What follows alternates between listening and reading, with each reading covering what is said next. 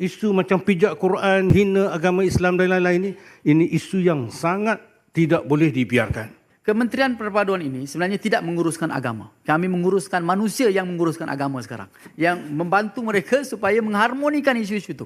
Ya. Isu disebut tentang pembinaan di rumah-rumah ibadat di tanah yang tidak sah atau di tanah di haram ini, itu isu kepatuhan undang-undang.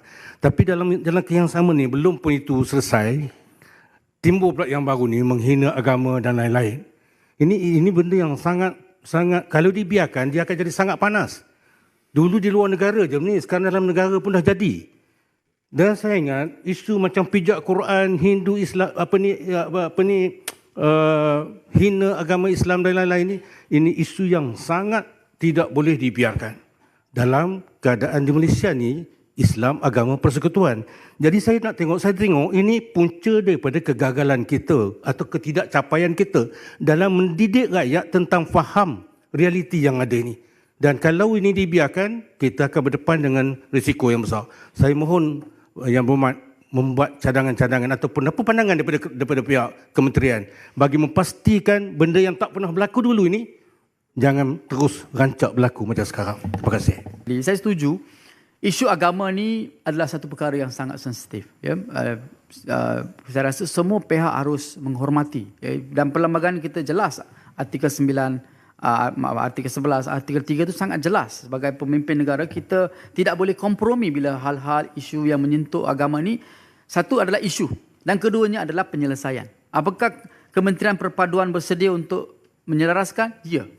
Kementerian Perpaduan ini sentiasa bersedia menguruskan. Perlu ingat, Kementerian Perpaduan ini sebenarnya tidak menguruskan agama. Kami menguruskan manusia yang menguruskan agama sekarang. Yang membantu mereka supaya mengharmonikan isu-isu itu. Ya. Menguruskan agama ini adalah masing-masing. Tetapi dari segi penyelenggaraan, binaan tanah, pembelian tanah, kelaisenan, semua di bawah KPKT. Tapi peranan kita ambil maklum dan juga berkenaan dengan isu pelajar yang memijak Al-Quran ini, kami sudah tentu mana-mana individu di Malaysia ni, tak kiralah pemimpin ke rakyat jelata pun tidak boleh terima. Dan saya rasa kita telah ada keputusan di bawah AG telah mendakwa pelajar tersebut, biar undang-undang tu menjalankan tugas masing-masing. Masalahnya di sini adalah kebanyakan netizen kadang-kadang menjadi peguam, kadang-kadang menjadi polis. So itu yang jadi masalah. Sebagai pemimpin kita ada tanggungjawab juga merespon kepada mereka, mencerahkan dan mencerakinkan kepada mereka, we have a rule of law in this country. So let the law take place.